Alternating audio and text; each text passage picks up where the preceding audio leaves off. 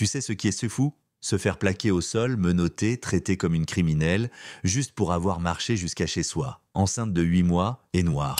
Ouais, c'est arrivé.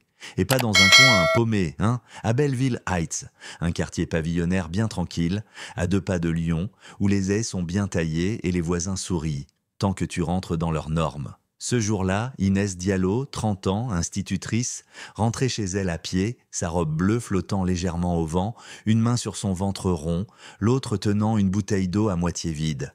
Pas de sac suspect, pas de comportement bizarre, juste une femme enceinte sur le trottoir. Mais quelqu'un, planqué derrière ses volets, a composé le 17 et a sorti la formule magique. Femme noire, agit bizarrement, peut-être droguée, probablement en repérage. 10 minutes plus tard, sirène, crissement de pneus, gyrophares aveuglants. 2 policiers sortent de leur voiture comme s'ils intervenaient pour une prise d'otage.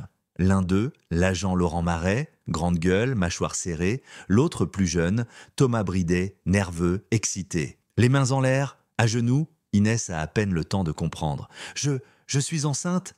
qu'elle tente de dire, tremblante. « À genoux maintenant ou on s'en charge nous-mêmes » vocifère Marais. Elle agit nerveusement, ajoute Bridet, en la tournant autour comme un vautour. Elle leur tend sa carte d'identité. Adresse à 2 rues, visage clairement identifiable. Mais Marais ricane. Elle peut être fausse, t'as pas l'air d'habiter ici.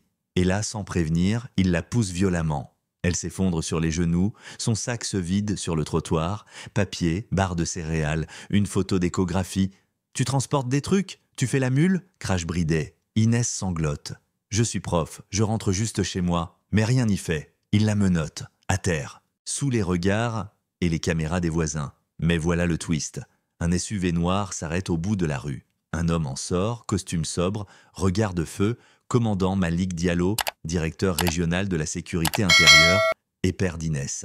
Il n'était même pas censé passer par là, un détour à cause des bouchons. Et quand il voit sa fille par terre, robe froissée, genoux en sang, il explose. « Dégagez de là !» hurle-t-il en s'approchant à grands pas. Les policiers sursautent. « Qui êtes-vous » demande Marais. « Commandant Diallo, et vous venez d'arrêter ma fille. » Silence glacial. « On ne savait pas, monsieur » bredouille Bridet. « C'est bien ça le problème » rétorque Diallo. « Vous n'avez même pas cherché à savoir. Il exige leurs insignes. Là tout de suite. » Et ils obéissent, lentement. Trop tard. Parce que pendant ce temps, une voisine avait déjà balancé la vidéo sur les réseaux. En quelques heures, c'est viral.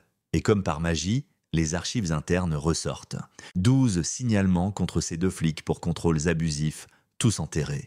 Des enfants, des mamans, des joggeurs, tous noirs. Inès, elle, ne se cache pas. 2 jours plus tard, sur un plateau télé, elle parle, calme, digne. « Je ne courais pas, je ne criais pas, je marchais. Et ça a suffi. » Les policiers passent en jugement. Les caméras montrent tout. Elle est enceinte? M'en fous. Fous-la au sol. Le jury tranche. Coupable.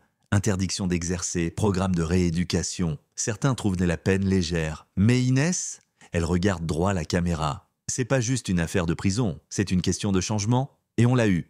1 mois plus tard, la loi Diallo est votée. Revues obligatoires des vidéos de force dans les 24 heures, interdiction de menotter une femme enceinte sauf danger immédiat, formations annuelles obligatoires sur les billets ratio.